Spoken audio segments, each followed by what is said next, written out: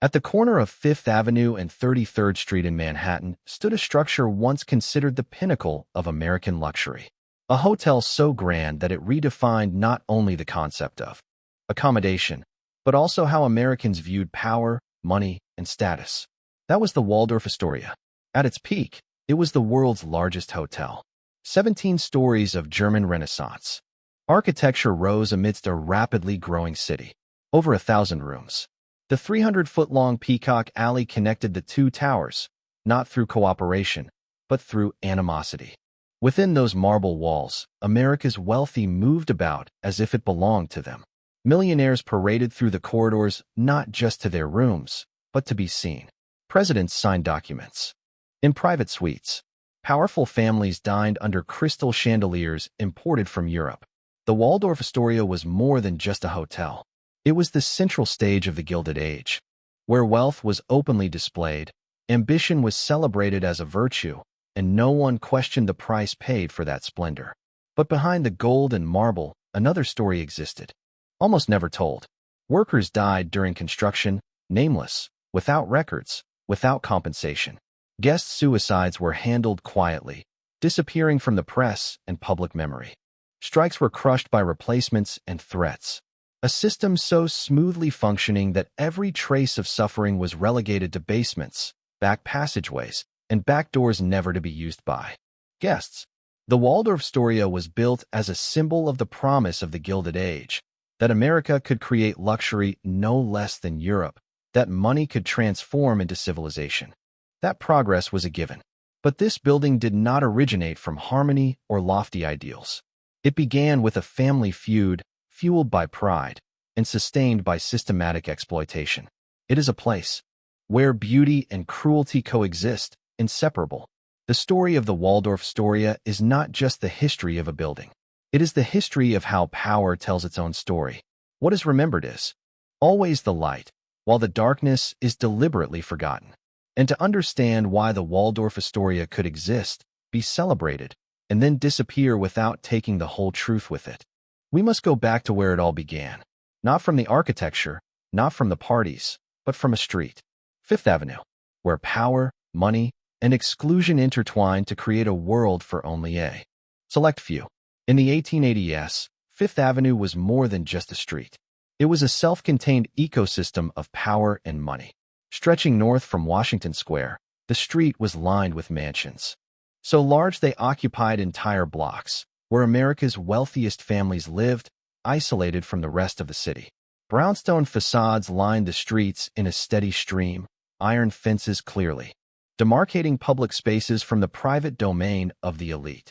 During fixed social hours, horse-drawn carriages constantly moved in and out, carrying guests who came solely for the sight and recognition. Fifth Avenue operated according to unwritten but understood rules. Not everyone with money was accepted. Family background, manners, and social connections were just as important as wealth.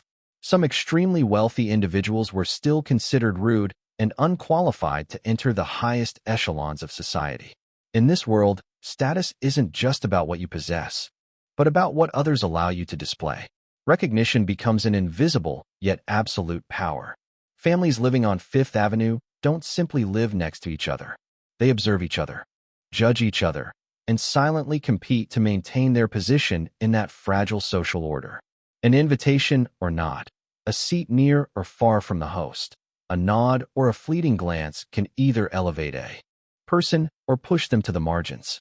For those in this class, being excluded from society is more terrifying than losing money, because money can be earned back, but reputation cannot. It is in this environment that image becomes the most valuable asset. Every action is calculated to maintain a perfect facade. Scandals are concealed. Inappropriate relationships are pushed into the shadows. Fifth Avenue isn't a place for the naked truth, but a place where truth is manipulated to serve the social order. Whoever controls the image controls this space. And at the heart of this entire system exists a power that needs no official title, no laws, and no force. A power based on absolute social recognition. The holder of that power is not a politician or a businesswoman, but a woman. A woman whose mere name is enough for everyone to understand who she is, Mrs. Astor. The Astor family wasn't a wealthy family in the conventional sense. They were a product of New York City itself and early shapers of the city.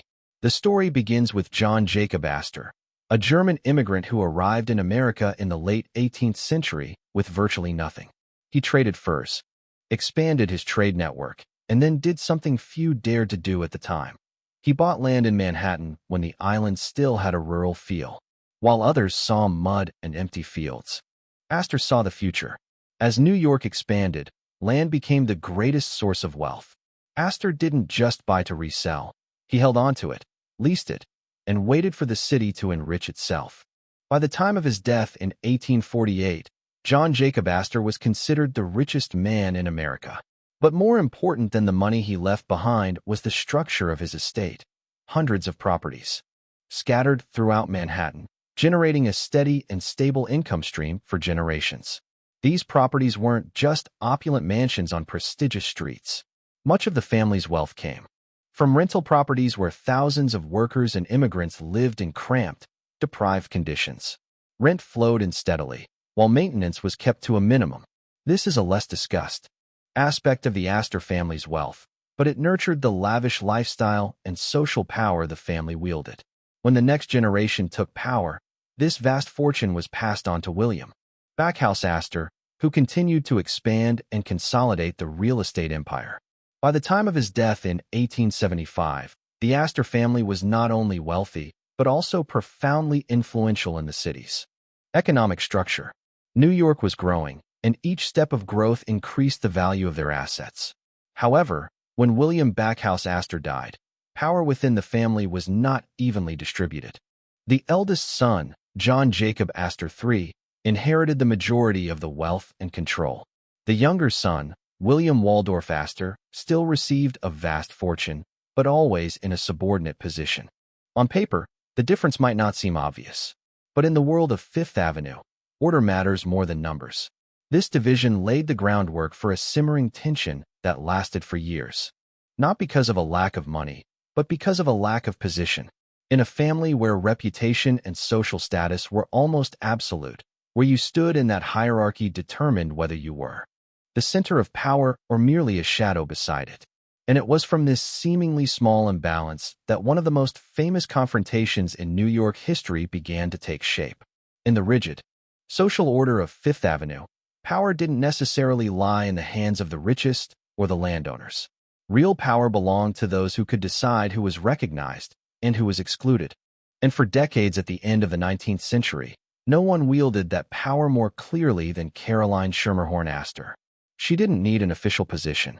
Her mere presence was enough to shape the entire social life of high society New York. Caroline Astor, simply known as Mrs. Astor, positioned herself as the ultimate arbiter of society. The parties she hosted were not merely entertainments, but rituals of status confirmation. Being invited meant existence in this world. Being ignored meant being an outsider, no matter how much wealth you possessed. In a society where image mattered more than substance, her power was almost absolute. To maintain that order, Mrs. Astor didn't act alone. She had Ward McAllister, a figure who was both an advisor and a gatekeeper. It was McAllister who helped her conceptualize New York society into a specific number, 400. This number wasn't an exact calculation, but a symbol. It represented the number of truly important people, those qualified to be present in the social space controlled by Mrs. Astor. When this list was published, it not only reflected society, but created it. The list of 400 included long-established names from old Dutch families, interspersed with emerging railroad, banking, and industrial tycoons. But money wasn't the only ticket.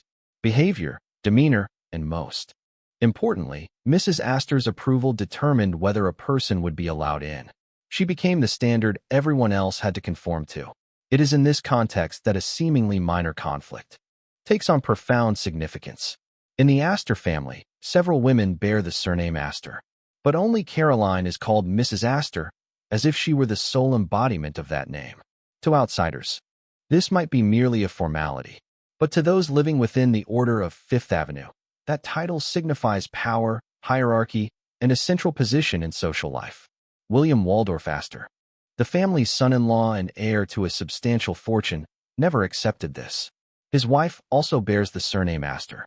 Nominally, she has the right to be called that. But in reality, the right to name belongs to Caroline. Each time that title is used, it reinforces her position and relegates others to a secondary role. William Waldorf's resentment doesn't stem from material deprivation, but from a feeling of being degraded within his own family. In a society where reputation is currency and order is the law, being relegated to the background is never a small matter. It is a denial of power, and it is from this denial that William Waldorf-Astor begins to search for a response. Not in words, but in actions large enough that no one can ignore. William Waldorf-Astor was not a vocal emotional outburst. He didn't publicly challenge Caroline Astor, argue in public, or try to grab attention in the balls he despised. Instead, he withdrew. But this wasn't the withdrawal of a loser, but the preparation of someone calculating a blow large enough to change the established order. Born into wealth and given a formal education, William Waldorf-Astor tended to view America with skepticism. He admired Europe, especially England, where social status was fixed by title and lineage, not by the fleeting approval of a woman on Fifth Avenue. He had been involved in politics and diplomacy, but never felt truly part of New York's public life. To him, American society was too noisy, too new, and too lacking in depth. Upon returning to Manhattan after a long time in Europe, William Waldorf-Astor realized that what bothered him most wasn't the city changing, but his own place within it. His house was right next to Caroline Astor's mansion. Every day, he saw horse-drawn carriages coming and going, carrying people seeking recognition. With each passing social season, he witnessed his wife being relegated to the background in the order that Caroline absolutely controlled. Everything happened quietly, but it was never harmless. By the end of the 1880s, William Waldorf-Astor made a decisive decision. He would leave New York. He would move permanently to England, where he believed his status would be judged by clearer standards. But before leaving, he refused to depart in silence. He wanted to leave a mark, an action that could not be ignored, a response that would force the entire Fifth Avenue to confront him directly. The land on which his mansion stood was one of the most expensive in the city. While the elite still tried to preserve Fifth Avenue as purely residential space, William Waldorf-Astor saw a different trend emerging. Commerce was shifting north. Hotels, shops, and offices were beginning to appear in areas once considered untouchable. The value of the land was no longer determined by who lived there, but by how much money it could generate. And so William Waldorf-Astor announced plans to demolish his family home to build a hotel. Not a small hotel for transient guests, but a massive commercial structure, large enough to completely transform the character of the entire neighborhood.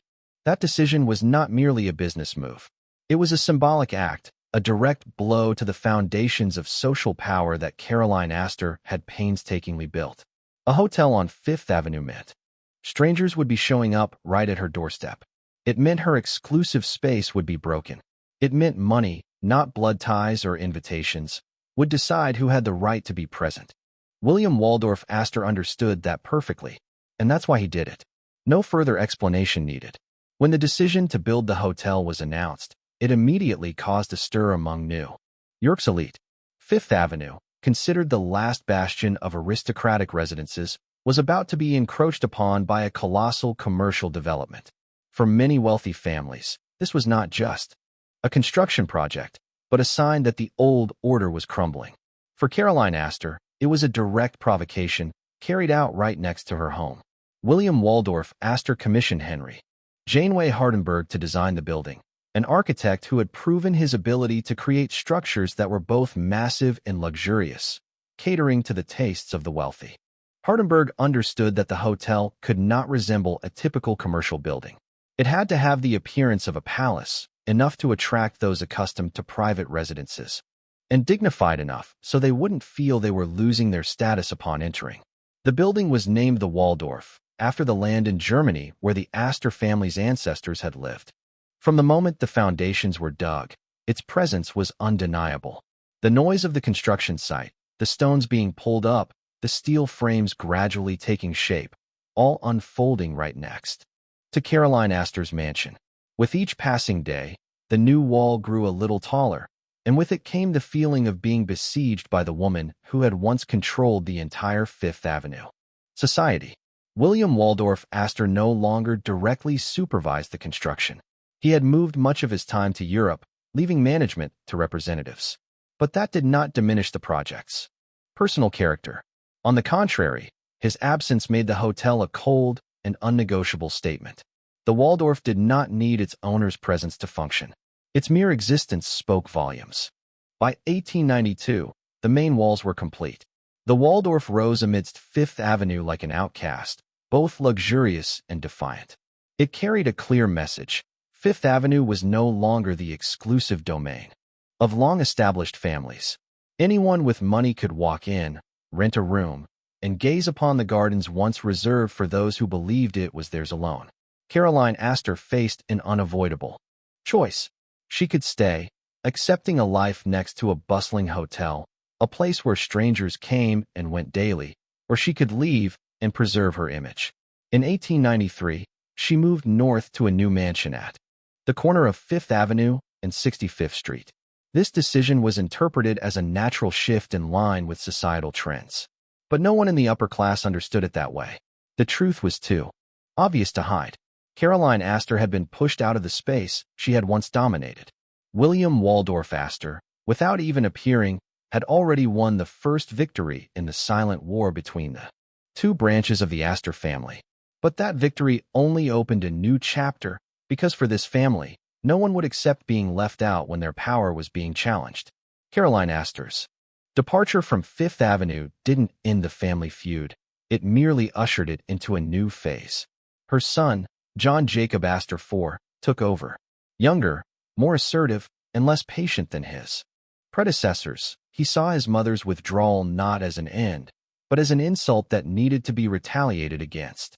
If William Waldorf-Astor could disrupt Fifth Avenue's order with a hotel, he could do the same, but on a larger scale. John Jacob Astor IV decided not to sell the land where his mother's former mansion stood. Instead, he turned the space into a battleground. The house, once a center of social power, was demolished, and on its site, a new hotel was planned. It would stand next to the Waldorf, not as an extension, but as a direct competitor. Its name was Astoria. From the name itself, the message was clear. This was no compromise. This was a reclaiming of power. The competition quickly escalated beyond personal rivalry into a race for scale and symbolism. The Astoria had to be taller, larger, and more magnificent than the Waldorf, not just to attract guests, but to assert who held the final say within the Astor family. John Jacob Astor IV made no secret of his ambition. For him, the hotel was not just an investment, but a public statement of power and prestige. Ironically, he also hired Henry Janeway Hardenberg as the architect, a man tasked with designing two opposing buildings for two branches of the same family. Hardenberg understood that he was creating not just architecture, but a symbol of a feud. He kept the two buildings stylistically connected, like brothers of the same blood, but distinct enough for each to assert its own. The Astoria was designed to be 17 stories tall, surpassing the Waldorf. The architectural lines were more meticulously refined. The public spaces expanded, every detail aimed at sending a single message. This was a superior version. As the building began to rise, its shadow gradually fell over the Waldorf, just as John Jacob Astor IV had intended. The two hotels now stood side by side on Fifth Avenue, like two competing powerhouses in open conflict. One a legacy of cold retaliation, the other a fierce counterattack. And while both branches of the family insisted they didn't need each other, the business realities began to pose an unavoidable question. Could these two buildings exist independently, or would their very animosity force them together in a way no one desired? Two hotels stood side by side, the names Astor facing each other through stone walls, but the rivalry couldn't last long without considering the realities of operation. The Waldorf and Astoria might be symbols of family feuds, but they were also expensive business machines. Each building required staff, services, warehousing, kitchens, and technical systems. Operating separately would drive up costs and reduce efficiency. In a typical paradox of the upper class, pride demanded division, but money demanded unification. The solution wasn't a complete merger, as that would have been tantamount to a concession. Instead, a corridor was constructed to connect the two buildings on the ground floor, a connection sufficient for business purposes, but not enough to erase their distinct identities. This corridor, approximately 300 feet long, ran through both structures, forcing anyone entering either the Waldorf or the Astoria to pass through this shared space. It was named Peacock Alley. The name was no accident. Peacock Alley wasn't designed as a mere functional passageway, but as a stage. High ceilings, stone-clad walls, large mirrors reflecting the space, and lighting arranged to accentuate clothing and faces, every detail served a very specific social ritual, performance. Each evening during social season, guests in both buildings would change into their evening attire and stroll slowly through this corridor. Not to reach a destination, but to be seen. Peacock Alley quickly became the center of the hotel's social life.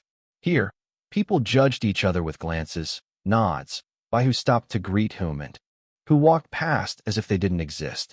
Relationships were confirmed, distances emphasized, and hierarchies reinforced without words. Appearing at Peacock Alley every evening became an unofficial obligation for those who wished to maintain their position in high society.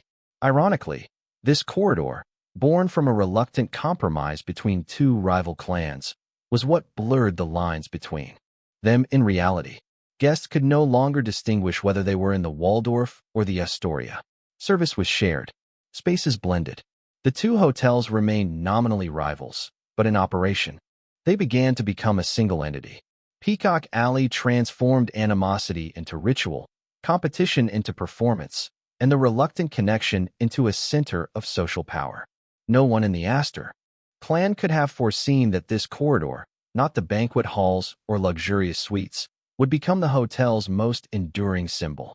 It is where Fifth Avenue society reflects itself each night in endless rows of mirrors, believing that what they see is the natural order of the world. While Peacock Alley became a stage for wealth and status, just meters away, in the upper floors and underground, a completely different world existed. The Waldorf and Astoria didn't spring up by chance. They were built with speed, under time pressure, and by the labor of thousands of people whose names never appeared in hotel praise articles. The construction site operated on the simple logic of the time. Faster completion was more important than safety. Wooden scaffolding hung precariously along the facade. Workers stood dozens of meters high, without safety harnesses or helmets, relying only on balance and experience. A slip, a rotting piece of wood, a strong gust of wind were enough to end a life. Accidents were not exceptional, but predictable. When a worker fell, work stopped momentarily. The body was removed, and then everything went on as if nothing had happened. No official reports, no statistics, no memorials. The families of the dead, if any, had to fend for themselves. In a city full of poor immigrants seeking work, every life could be replaced in a single day. Inside the construction site, danger took on a different form. Plasterers worked with quicklime, a material that could cause chemical burns upon contact with skin. Painters used lead-based paint, inhaling toxic fumes day after day, resulting in tremors and memory impairment later in life.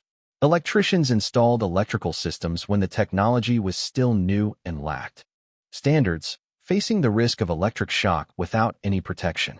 Materials lauded as symbols of modernity were also sources of long-term harm. Asbestos, installed everywhere to prevent fires, was seen as a miraculous invention. The workers cut, mixed, and installed asbestos with their bare hands, inhaling the dust into their lungs, unaware that years later, that very thing would slowly kill them. But at the time, no one stopped the construction because of the unseen risks. The speed of construction of the Waldorf and Astoria astonished many. From foundation to completion, it took only a few years, a feat for such a large structure at the end of the 19th century. But that feat was bought with silence. Each completed floor was a step forward for the hotel, and also another step in pushing the deaths of the workers out of collective memory. When the final hotel opened, there were no speeches mentioning those who had fallen to make the walls stand. No memorial ceremony. No inscription. The Waldorf, Astoria appeared to the public as if it had spontaneously sprung from the money and will of the wealthy. And it is the complete disappearance of its builders that allows the legend of its opulence to be told without a guilty conscience. When the Waldorf officially opened in the spring of 1893, New York entered a rare moment of self-satisfaction. The grand opening was more than just a hotel event. It was a declaration that America had matched, or even surpassed, Europe in the art of luxury. Over 500 guests were invited to the inaugural banquet. The menu stretched for hours, each course served as a ritual, accompanied by carefully selected bottles of wine to demonstrate that wealthy Americans no longer needed to learn how to spend money from anyone.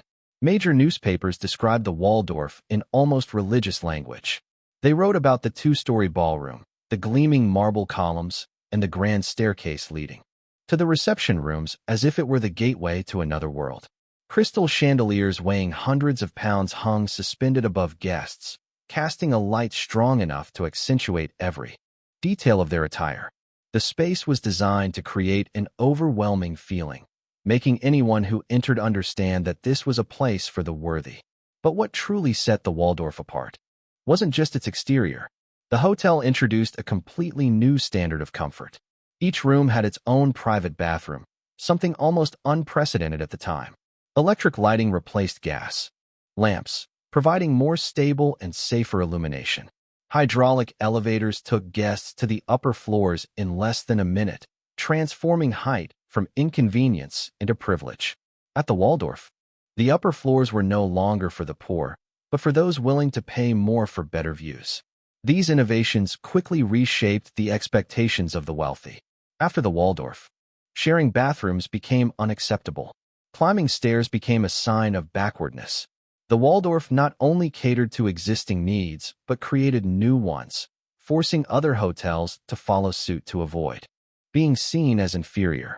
Luxury, once a choice, became the standard. Businessly, success came almost immediately. Rooms were fully booked during the winter, a time when the elite flocked to New York to participate in social life. Prices were high compared to the average, but this didn't diminish demand.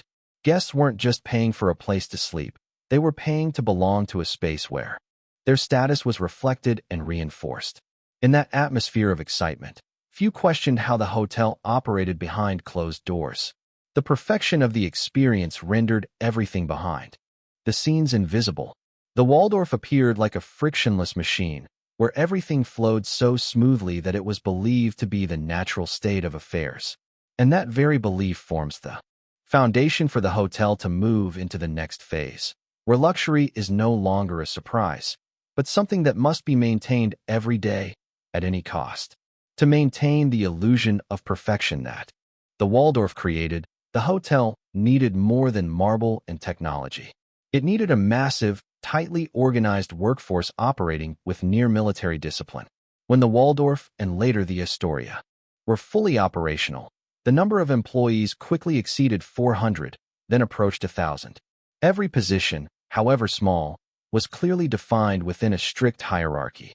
From receptionists, waiters, bellhops, elevator operators, to mechanics, electricians, chefs, and housekeepers, all were placed in an order where mistakes were unacceptable.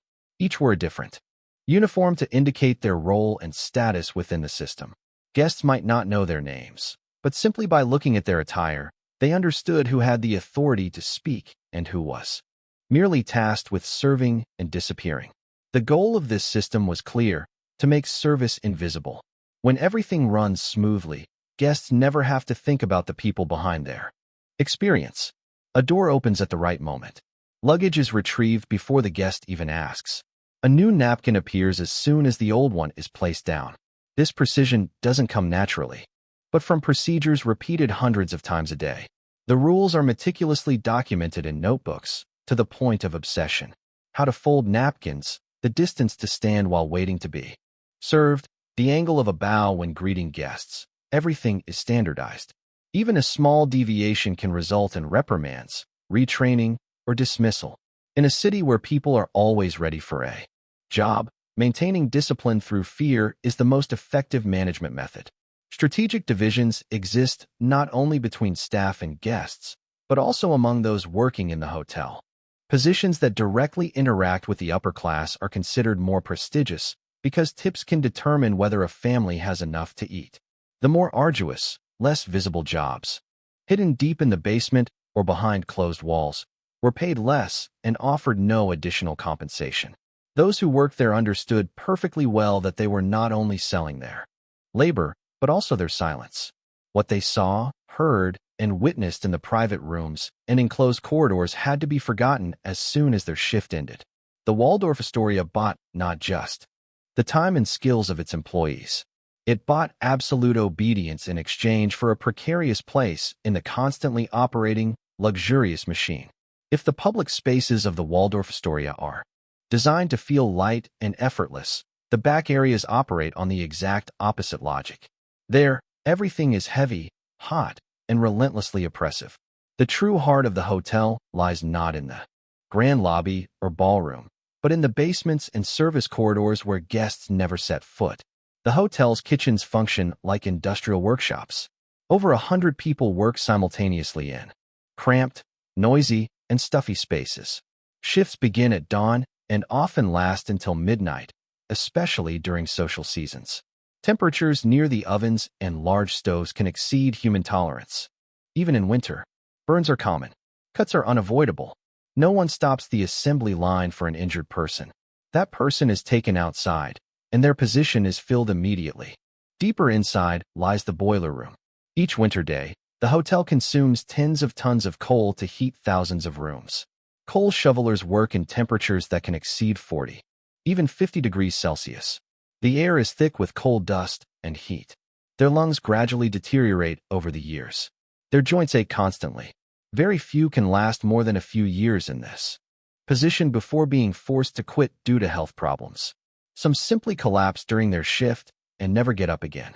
The laundry room is another form of hell, often handled by women. Steam blankets everything.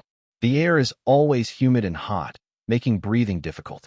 Boiling water, heavy irons, and harsh detergents corrode their hands until they crack and bleed. Women fainting is not uncommon.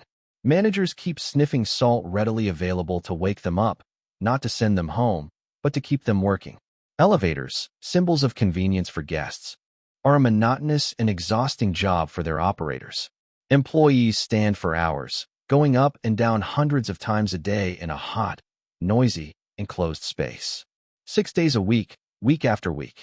Leg, back, and spinal problems become chronic.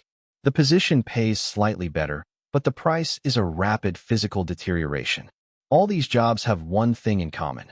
They are designed to never appear in the guest experience. Separate entrances, separate corridors, separate elevators, separate breaks.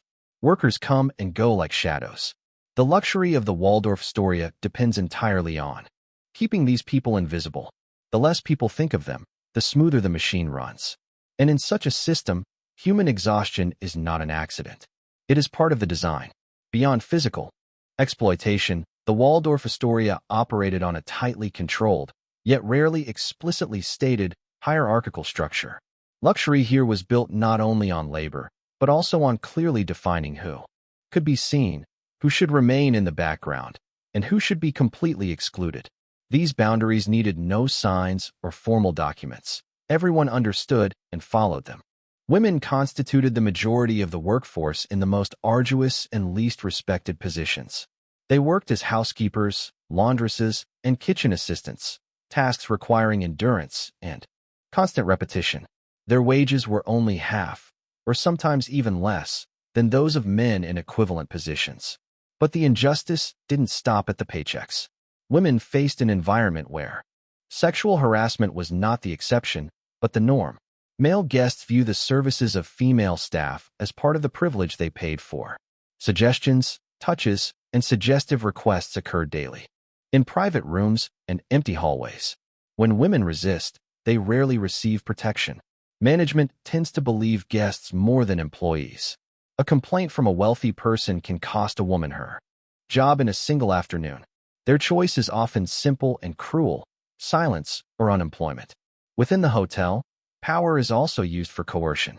Some supervisors and middle managers exploit their positions to exchange job security for personal submission. Promises of better shifts, lighter work, or simply not being fired become tools of control. For many immigrant women without a protection network, refusal is not just an act of courage, but a risk to their very survival. Racism was maintained with similar consistency. Black and Asian staff were restricted to roles with minimal customer interaction, such as porters, cleaners, or kitchen staff. They were not allowed at the reception desk, serving in the main dining room, or representing the hotel's image. Their presence was considered incompatible with the upper-class image that the Waldorf-Astoria sought to project. For guests, the exclusion was even more blatant. Black people, regardless of wealth or status, were often denied rooms with vague excuses such as fully booked. No official rules were published, but the message was unmistakable. The Waldorf-Astoria was a space designed for a very specific group, and maintaining that sense of exclusivity was more important than any principle of fairness. In this world, luxury is not a neutral state. It was built by elevating some and lowering others. The Waldorf-Astoria not only reflects the social order of the Gilded Age, but it reinforces and reestablishes that order every day, in every shift, every hiring decision, and every door that opens or closes. It was precisely because of this absolute control over space and people that the Waldorf-Astoria gradually became more than just a hotel. It became a place where power converged, not officially, but in daily practice. Decisions affecting millions were not only made in government buildings or corporate meeting rooms, but also formed on white-tabled tables in the hotels. Discreet private rooms. High-ranking politicians treated the Waldorf-Astoria as an unofficial headquarters. Senators, representatives, and ministers frequented it regularly, not just to stay but to meet with the wealthy, the influential, and those who could shape their political future. Here, a dinner could replace weeks of lobbying. A private conversation could determine the direction of a law. Before it was presented to the public, the wealthy used the hotel in a similar way. The banking, railroad, steel, and oil tycoons maintained familiar private rooms where they met out of sight of the press and rivals. The Waldorf-Astoria provided what they needed most: absolute privacy in an environment guaranteed by money and prestige. Million-dollar deals were discussed in calm tones, amidst perfectly served meals and perfectly poured glasses of wine. The simultaneous presence of political and economic power made the hotel an informal yet highly effective center of influence. The lines between public and private, between personal and national interests, blurred in this space. There were no meeting minutes, no archives, only promises, handshakes, and the unspoken understanding that everything that happened at the Waldorf-Astoria would stay at the Waldorf-Astoria. The staff witnessed all of this from very close proximity. They heard big names, enormous numbers, and unannounced plans, but their role allowed no reaction. They were trained not to hear, not to see, and not to remember. Their presence in those moments had to be so faint that they almost vanished. Over time, the use of the Waldorf-Astoria as a center of power became self-evident. No one needed to explain why important meetings took place there. The hotel proved it could maintain secrecy, protect image, and maintain the social order that the elite desired. In a world where power needed space to operate in the open, the Waldorf-Astoria provided precisely that. And so, the hotel not only reflected the power of the Gilded Age, but became an integral part of it. It was where power was exercised smoothly, unhindered by morality or oversight. A place where extravagance not only serves as a backdrop for power, but also shields it, making decisions made here seem to leave no trace beyond the silent marble walls. In a space where power and money are absolutely protected, even death follows its own rules. The Waldorf-Astoria gradually became a place where personal tragedies unfold in organized silence. Not because the hotel is particularly gloomy, but because it provides precisely what someone wishing to disappear needs: privacy, reputation, and the discreet cooperation of an entire system. Wealthy guests arrive without question. A man requesting to remain undisturbed for days goes unnoticed. A door bearing a "Do Not Disturb" sign is strictly respected. Staff are trained not to invade guests' privacy, because privacy is what they are selling. This creates dangerous spaces where a person can die without anyone intervening until it's all over. When a death occurs, the hotel's response is not emotional but procedural. Doctors are called first. Management arrived shortly afterward. The police were only notified once everything was under control. The body was never brought through the main lobby. It was removed through a back door, via service corridors out of sight of guests. The room was quickly cleaned, furnishings replaced, and the space prepared for the next person. Clearly, suicide cases were rarely called by their proper name. Reports typically stated accident, unintentional poisoning, or death from unspecified natural causes. The families of the deceased, many of whom also belonged to the prestigious class, usually cooperated in maintaining this ambiguity. The truth, if revealed, would not only damage the hotel's image but also destroy the reputations of those still alive. In this world, truth is negotiable. Over time, the Waldorf-Astoria acquired an unspoken reputation, passed down only through word of mouth within its inner circle. It's a place where those desperate, but still wanting to maintain their image, can choose to end things. A place where no one asks too many questions. A place where everything will be handled neatly. No commotion, no public stain. Just disappearance. Not all tragedies unfold in silence. Sometimes, privacy is shattered by violence. Adultery hidden in private suites, relationships that couldn't exist in the open, occasionally erupt into scandal. There are shootings, bloody confrontations in the hallways, forcing press attention. But even then, the way the story is told is carefully controlled, downplayed, and quickly pushed to the sidelines. For management, each tragedy isn't a moral disaster, but an image risk to be handled. The goal is never to uncover the root cause, but to ensure that the experience of other guests isn't affected. Luxury must go on. Dinner had to be served on time. Peacock Alley still had to be lit every night. The Waldorf-Astoria gradually became a place where life and death coexisted in a cold balance. A space where people could reach the heights of power or the depths of despair, but in both cases, the true story was rarely told in its entirety. And it was this organized silence that helped the hotel maintain its perfect image, even as the shadows grew thicker behind closed doors. The silence that enveloped the Waldorf-Astoria weighed not only on individual tragedies, but also on collective resistance efforts. For years, the workers there understood perfectly well that their jobs depended on obedience. Anyone who questioned working hours, wages, or conditions put themselves in danger. But by the early 20th century, the accumulated pressure had become unbearable for some. Shifts lasted 12, even 14 hours. Wages didn't increase while the cost of living in New York City continued to rise. Injuries and illnesses were considered personal matters, not the hotel's responsibility. Against this backdrop, a small group of workers began to speak to each other, initially discreetly, in the secluded corners of the basements and cramped dormitories where they lived. They spoke of forming a union, of the possibility of collective bargaining, of the idea that their large numbers could become a force. Rumors of these conversations quickly reached management. The reaction was swift and decisive.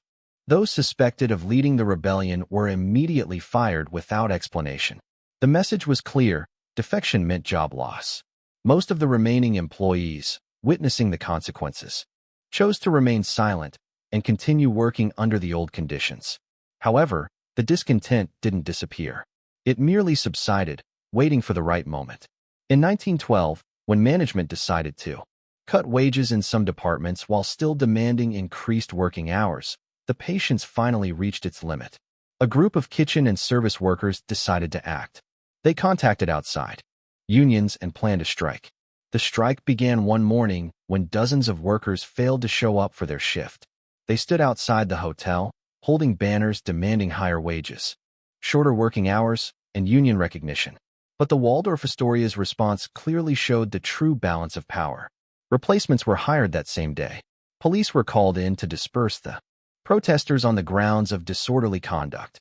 The press described the strike as an act of ingratitude by immigrant workers threatening a national symbol.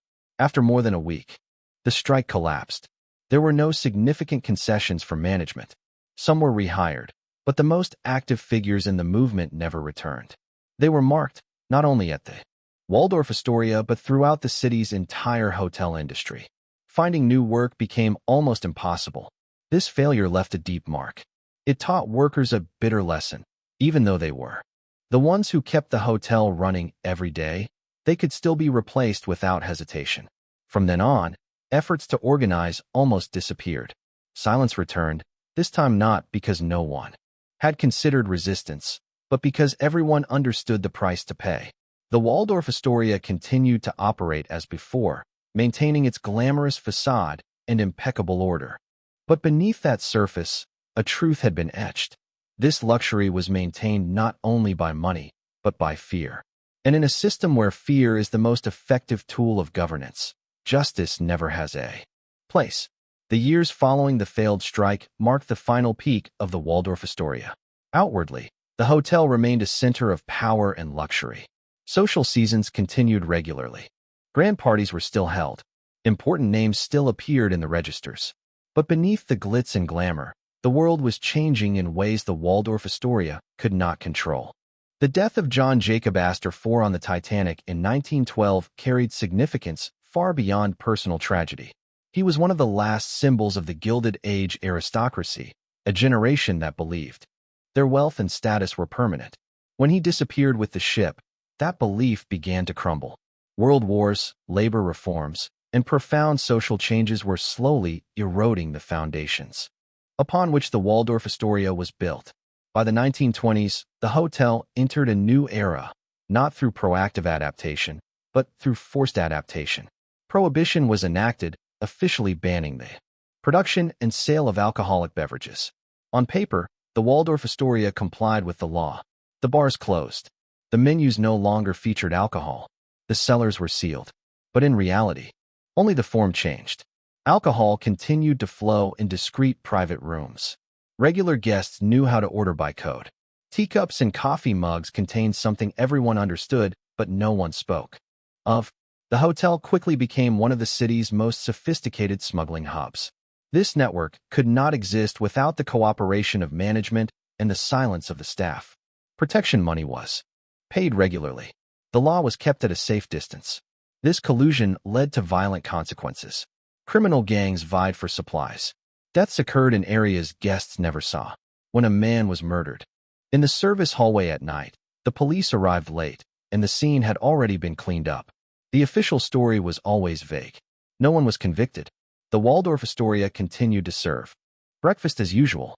Meanwhile, economic turmoil began to build. The stock market boomed, triggering an unprecedented wave of speculation.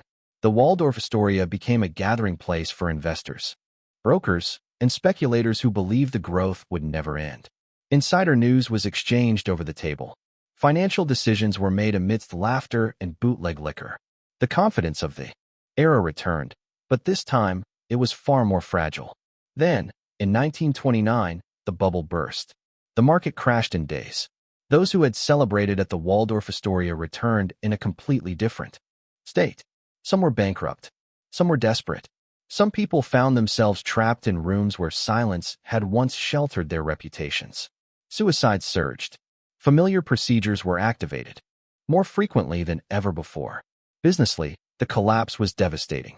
Rooms were empty. Parties were canceled. Corporations cut spending. Hotels reacted in their usual way, cutting staff, salaries, reducing costs, and preserving their image.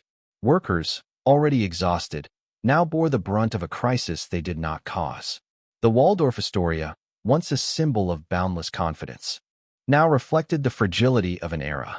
And for the first time since its construction, the question was no longer how to maintain its luxury, but whether the building still had a reason to exist in a world that had changed so rapidly.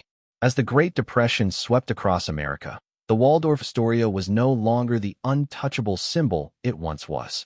The building stood, majestic and imposing, but its meaning had changed. The rooms once reserved for the elite were empty. The halls, once filled with chatter, were too large for the few who could still afford to enter. In a city struggling to survive, the Waldorf-Astoria's opulence began to resemble the ruins of a dead world. The problem wasn't just declining revenue. It was the land itself that occupied the area. Fifth Avenue and Midtown had entered a new era. The value of the land far exceeded the profitability of a hotel built with the mindset of the previous century. For investors, the Waldorf-Astoria was no longer a profit-making machine, but an obstacle to the future. The decision was made coldly and entirely logically by the standards of modern capitalism. The hotel would close. The building would be demolished. The land would be used for a new, taller, more efficient, and more modern structure. The Waldorf-Astoria, once the world's largest hotel, was now something that could be replaced. The closing day arrived in 1930. The final evening was a farewell ceremony. The last guests gathered, not just for dinner, but to bid farewell to an entire era. Speeches mentioned glory, history, and the great names that had passed through the building. But no one mentioned the people who had built the hotel with their lives. No one mentioned the employees who had toiled in the basement for decades. That silence followed the Waldorf-Astoria until its very last moment. As the dismantling began, layers of glamour were peeled away little by little. The chandeliers were lowered. The marble was dismantled. The precious wood was resold. Things once considered eternal were broken down, transported elsewhere, and became ornaments in completely unfamiliar spaces. The Waldorf-Astoria didn't collapse in a single moment, but gradually disintegrated, like the memory of it. By the time the ground was cleared, there was no trace left of the hotel that had dominated Fifth Avenue for over 3 decades. On that very foundation, a new structure began to rise at breakneck speed. The Empire State Building rose, taller than anything that had ever existed before. No longer a family palace, no longer a social stage, but a symbol of a new America: efficiency, speed, and engineering power. The Empire State Building represented a different century, a different way of thinking. It didn't need corridors for social displays. It didn't need private rooms for negotiations in the shadows. It was measured in square meters, by occupancy rates, by profitability. The world that the Waldorf-Astoria served has vanished, and there is no room for nostalgia in the new design. But the disappearance of the Waldorf-Astoria does not mean that the questions it raised have also disappeared. The building may be demolished, but the logic that created it remains. The luxury continues to be built. The spaces for the minority are maintained. And somewhere, behind the clean walls and perfect lighting, there are still invisible people paying the price to make others feel comfortable. History often remembers the Waldorf-Astoria as a symbol of elegance and splendor. But that is only half the story. The other half lies in what has been deliberately forgotten: hatred, exploitation, exclusion, and silence. Understanding the Waldorf-Astoria is not about reminiscing about a lost hotel, but about confronting how power adorns itself and how society accepts it as natural. The Waldorf-Astoria was once America's greatest hotel. At the same time, it is a monument to all the contradictions of its Gilded Age. And it is precisely in this parallel that its history remains valuable, not as a lavish dream, but as a reminder that behind any magnificent beauty, there is always a price someone has paid.